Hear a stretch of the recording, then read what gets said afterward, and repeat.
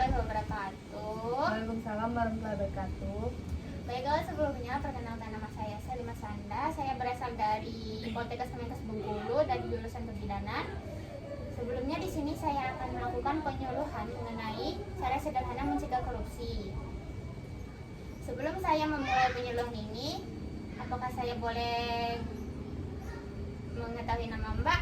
Ya boleh. Perkenalkan, nama saya Cynthia Danayani. Di sini saya sebagai mahasiswi di Universitas Bengkulu tingkat 2. Mbaknya? Perkenalkan, nama saya Cika. Baiklah Mbak, di sini saya akan melakukan penyuluhan cara sederhana mencegah korupsi. Sebelum saya melakukan penyuluhan, saya akan membagikan poster kepada Mbak-mbaknya. Silakan dibaca ya Mbak. Baiklah, sebelum saya memulai penyuluhan ini, adapun materi yang saya bahas yaitu yang pertama pengertian korupsi, yang kedua faktor penyebab korupsi, yang ketiga cara sederhana mencegah korupsi. Mbak, apakah Mbak tahu apa itu dari korupsi? Tahu Mbak. Coba saya dengar apa saja yang Mbak tahu. Baik Mbak, korupsi itu setahu saya penyalahgunaan uang atau penyelewengan kekuasaan. Ya, korupsi itu penyalahgunaan kekuasaan.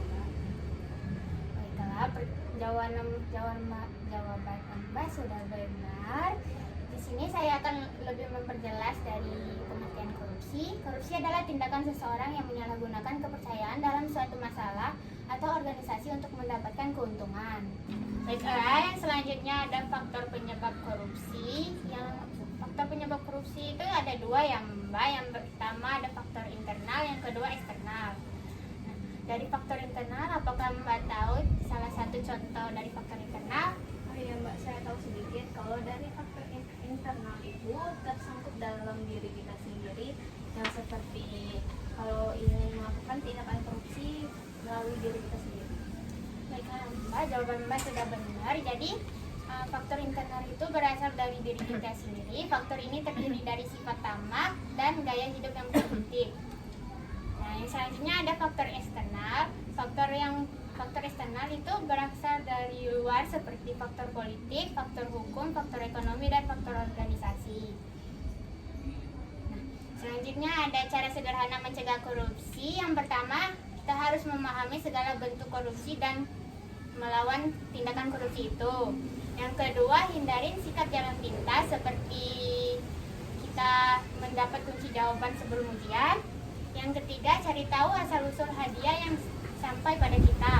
Yang keempat, ajarkan dan contohkan sikap anti korupsi pada anak sejak kecil. Yang kelima, asah sikap sensitif anak terhadap lingkungan sekitar. Yang keenam, biasakan hidup sederhana mencakupi dari apa yang ada. Yang ketujuh, berani mengatakan tidak pada setiap tindakan tidak jujur. Baiklah Mbak, materi kita sudah selesai di sini. Untuk evaluasi apakah Mbak mendengarkan saya penyuluhan dan mengerti apa materi yang saya sampaikan, saya sudah memberikan link kursi pada Mbak-mbaknya. Apakah sudah terkirim? Oh iya, sudah ada Mbak. Apakah sudah bisa dibuka Mbak? Bentar Mbak. Oh iya, sudah bisa Mbak. Baiklah Mbak, silakan. Di situ ada 5 pertanyaan. Silakan Mbak jawab sebisa yang Mbak jawab.